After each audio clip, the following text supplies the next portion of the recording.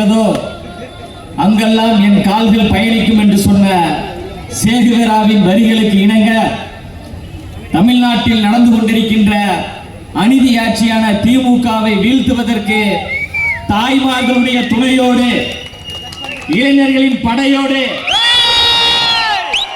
மிகப்பெரிய ஆட்சி மாற்றத்தை ஏற்படுத்த உள்ள தமிழ்நாட்டினுடைய வருங்கால முதலமைச்சர் மண்ணின் மைந்தர் தலைவர் தளபதி அவர்களை வணங்கி, உழைப்பு என்றால் மரியாதைக்குரிய ஐயா ஆனந்த் அவர்கள், ஐயா ஆனந்த் அவர்கள் என்றால் உழைப்பு, உழைத்தால் முன்னேறலாம். எப்படி உழைக்க வேண்டும் என்பதை பொதுச் செயலாளர் அவர்களிடமிருந்து நாம் கற்றுக்கொள்ள வேண்டும். 2 மீட்டிங் மேல என்னால போகவே முடியாது, வெளிப்படையா நான் சொல்றேன், அவ்வளவு டயர்டாயிரு. ஆனா நம்ம ஐயா அவர்கள் காலை 9 மணிக்கு ஆரம்பித்தார் என்றால் இரவு 1 மணி வரைக்கும் பம்பரம் போன்று சுழன்று கொண்டு கட்சியினுடைய வளர்ச்சிக்காக, தளபதியினுடைய வளர்ச்சிக்காக உழைத்துக் கொண்டிருக்கின்ற மாபெரும் மக்கள் போராளியாக இருக்கக்கூடியவர் தான் நம்முடைய பொதுச் செயலாளர் அவர்கள். பொதுச் செயலாளர் அவர்களை வணங்கி, ஆற்றல் மிகு செயல் வீரர், தளபதியினுடைய அன்பை பெற்றவர், பொதுச் செயலாளர் அவர்களுடைய நம்பிக்கையை பெற்றவர், மாவட்ட செயலாளர் மரியாதைக்குரிய அண்ணன் பாலமுருகன் அவர்களை வணங்கி, பூட்டிய இருப்பு கூட்டின் கதவு திறக்கப்பட்டது, சிறுத்தையே வெளியில் வா என்ற தளபதியின் சிறுத்தை கூட்டங்களாகிய உங்களுக்கும், எளிய உண்மை இகழ்ந்தோர் நடுங்க என செயல் செய்ய புறப்படு வெளியே என்ற தளபதியின் புலி கூட்டங்களாகிய உங்களுக்கும், பலிபீடத்தில் வெட்டப்படுவதற்கு நாங்கள் ஆடுகள் அல்ல, நாங்கள் சிங்கங்கள் என்ற தளபதியின் சிங்க கூட்டங்கள் ஆகிய உங்களுக்கும் என்னுடைய முதற்கண் வணக்கத்தை தெரிவித்துக் கொள்கின்றேன்.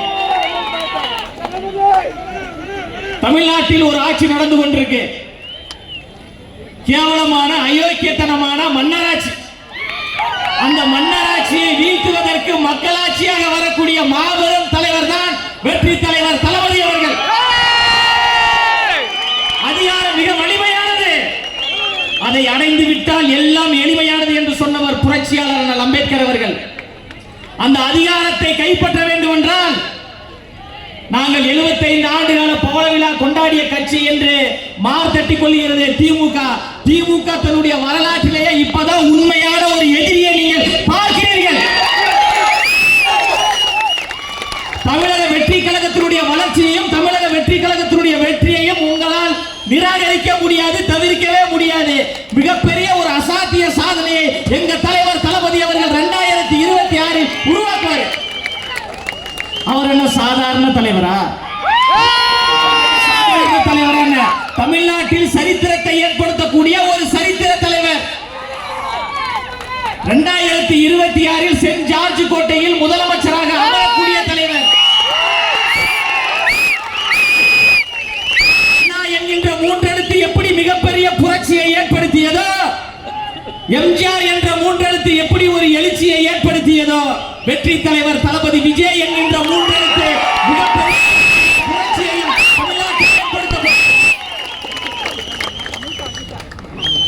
நடிகர்கள் கூத்தாடி ரசிகர்கள் கூட்டம் என்று திமுக விமர்சிக்கிறது. இதேதான் ஐயா எம்ஜிஆர் அவர்கள் கட்சி ஆரம்பிக்கின்ற பொழுது நடிகர், அவர் பின்னாடி போவதெல்லாம் ரசிகர்கள் கூட்டம் என்று திமுக விமர்சித்தது. அந்த 3 எழுத்து மந்திரம் எம்ஜிஆர் அவர்கள் திமுகவை எப்படி வீட்டில் உட்கார வைத்தாரோ அதே போன்று எங்க தலைவர் தளபதி தங்க